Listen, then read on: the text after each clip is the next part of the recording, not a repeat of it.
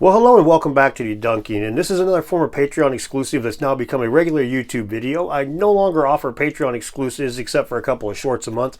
Now you get early access to my long-form content. At the $5 tier, you can also vote on like the deep dive research that I've got going on about once a month. I've got like a deep dive video that I'm working on, and you'll get to kind of prod me in a certain direction that way too. So anyway, if that's your sort of thing, the links are down below, and here's a video that originally went live about a month ago. Hope you enjoy.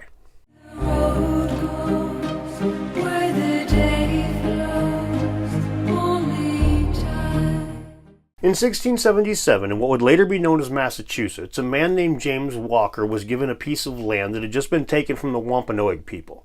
And on that piece of land was a large rock, and on that rock was a lot of glyphs. Now it's known as the Dighton Rock, and the interpretations of this thing has been quite the mess. There's quite a lot of controversy surrounding it, and a lot of different cultural identities have been pinned to this thing. And that's going to be the focus of today's Patreon exclusive video. Thank you very much, by the way. Hi, I'm Dan, and welcome to Debunking. Now, the earliest accounts of this stone show up just a couple of years after Walker took possession of the land. And since no one had talked to the natives and found out what these markings meant to begin with, the provenance of them was completely questioned, and Native Americans were kind of put at the bottom of the heap. And even nowadays, they're not considered to be the ones according to mainstream, like public view, even though mainstream academics are quite certain that it's Native American provenance. It's actually considered to be Portuguese that control it. But we'll talk about that more down the road. The issue is, cultural identity has been wrapped up in this stone since day one. And even the identification and interpretation of the markings and stuff has these serious problems. For example, most of the academics that have looked at it from a Native American perspective come away with this opinion that, Native Americans didn't write things like this for other Native Americans. This was most likely written for like a gift to a spirit or something along those lines, something like communicating with the spirit. So it wasn't meant to be interpreted by somebody else. It wasn't meant to be read. It was more of a spiritual thing that happened with that stone, is like what's commonly posited. So again, when we're looking at it from a Western perspective, trying to interpret the rock, well, obviously that becomes pretty problematic pretty quick. Now, Walker had lost his home in the early days of the battles with the Wampanoag people. And so when the battles ended and the Wampanoag were stripped of huge tracts of land, he was given a big chunk of that. And that's where that rock was, as I mentioned a minute ago. But the idea that Native Americans had created the rock was just absolutely rejected out of hand. In the early 18th century, Harvard professor Isaac Greenwood basically said that the Native Americans were too stupid and too lazy in order to figure out how to scratch a rock. So yeah, you can see the kind of lens that this thing's been interpreted with pretty much since day one. Another big issue throughout history has been the ownership of the rock. Whoever's owned it's got to have a pretty good degree of control into how it's interpreted and all that jazz and how it's presented to the public, and that issue continues to this day. In 2011, the Dighton Rock was a focal point of a celebration for Portuguese Americans being in the Americas for 500 years. It's presented as a Portuguese artifact. In 1768, the trend really started with the minister named Ezra Stiles, who took a serious interest in Native American artifacts, specifically in those carved stones. But the funny thing is that he separated those. The carved stones were one thing, the Native Americans were another. Those carved stones he always viewed through an old world lens, always. Some biblical lens, as a matter of fact. And as a result, he determined that it was the Phoenicians that had most likely done the Dighton Rock, and that it was about 5,000 years old script. Now, the script for the Phoenicians had just been semi-cracked just a few years before, I think 1753. So at that time, it was kind of all the rage. So it's not entirely unheard of or unthinkable that he would be like, oh, maybe it's this brand new thing that everybody's talking about. It's right on his head, right? But obviously, the fact that he's just disregarding the possibility that it could be Native Americans while researching Native Americans, he really was into that stuff, into the Native American cultures, and just the separation, it seems very weird that he would have never encountered some glyphs that are on this anywhere. But at any rate, that was his position. In the late 18th and early 19th centuries, the Dighton Rock became so famous it was basically the most studied artifact in the Americas at the time. It was the subject of basically every big thinker of the time that was in the Americas. They were going to have some interpretation of it. And we got the Palmyrene civilization, which was like 300 BC or some crap. And then we had a Chinese and Japanese, and of course Egyptian hieroglyphs got thrown around a bunch in there. But the first published claim came in 1781 by a Frenchman, Antoine Court de Gebelin. Of course, I'm going to be mispronouncing that like everything else, sorry. And basically his position was that it was the Phoenicians, but he had this weird, like the whole world's languages were all twisted together via Tower of Babel. So his interpretation of it was that it was basically Wu-laden. Like he had these big diagrams of all these different languages connecting together, and that's how all this got put together. And his position was there's absolutely no way that the Native Americans could have made this because, well, they didn't have an alphabet. And despite studying languages and going like batshit crazy diagramming the things, he didn't incorporate pictograms into his worldview. So I don't even know what to say about that, except for, once again, Native Americans kind of got the back seat and the shaft, right? An interesting mingling of fact and nonsense came around in the 1820s by Danish antiquarian, which is about as close as you're getting to an archaeologist then, Carl Christian Raffen. And he was the one who came up with the idea that the Norse were the people who discovered the Americas before Columbus, which we now know to be true.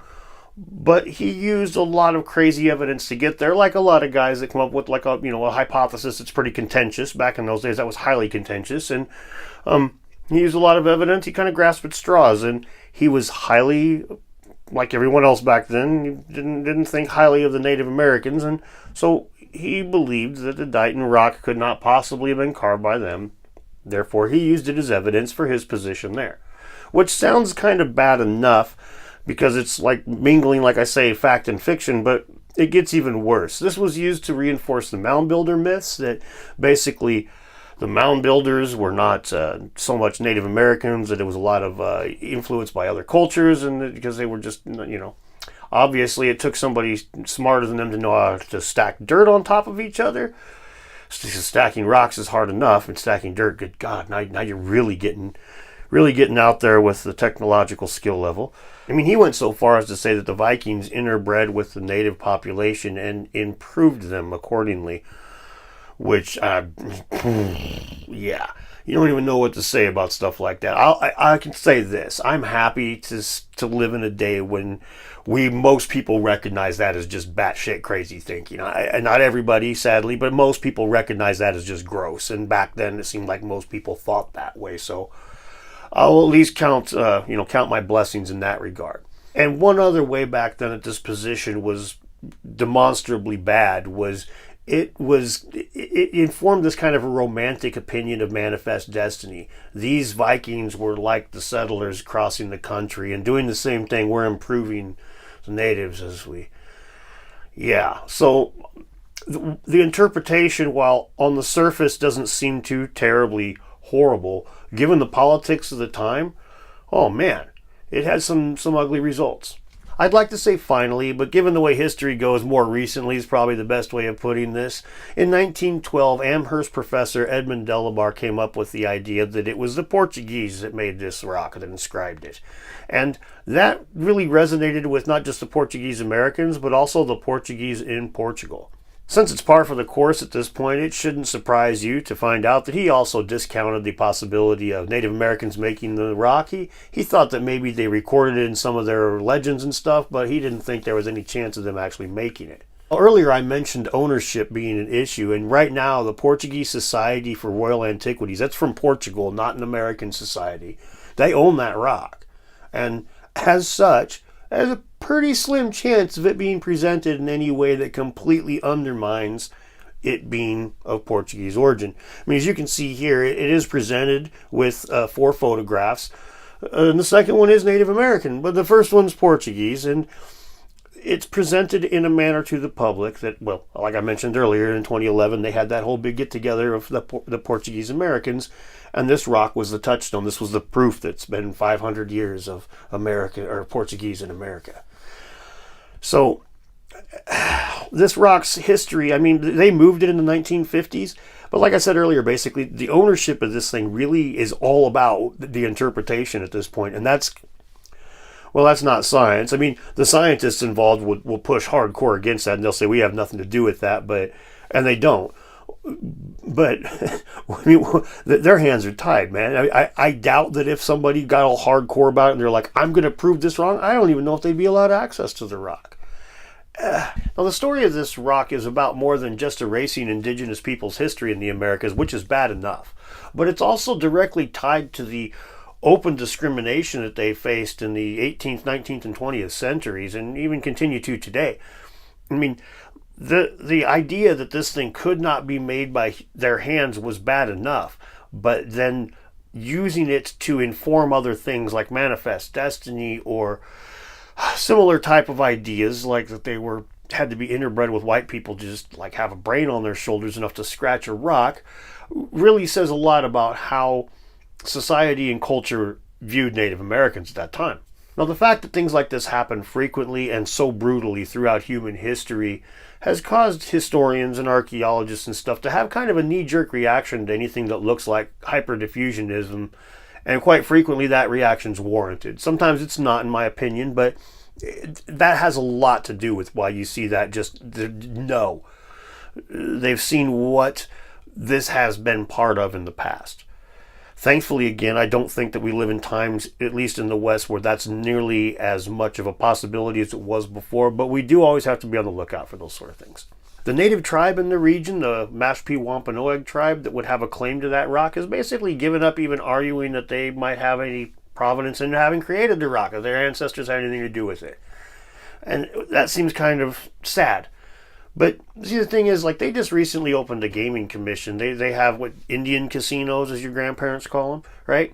Now that's a great, real way for them to feed their families and to better the tribe, right?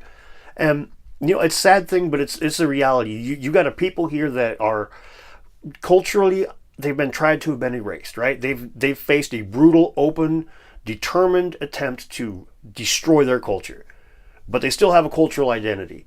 Those kinds of people, those kinds of cultures tend to have this very pragmatic view of things like this. So when it comes to that casino, they needed votes to get that in. You can't just make an Indian casino.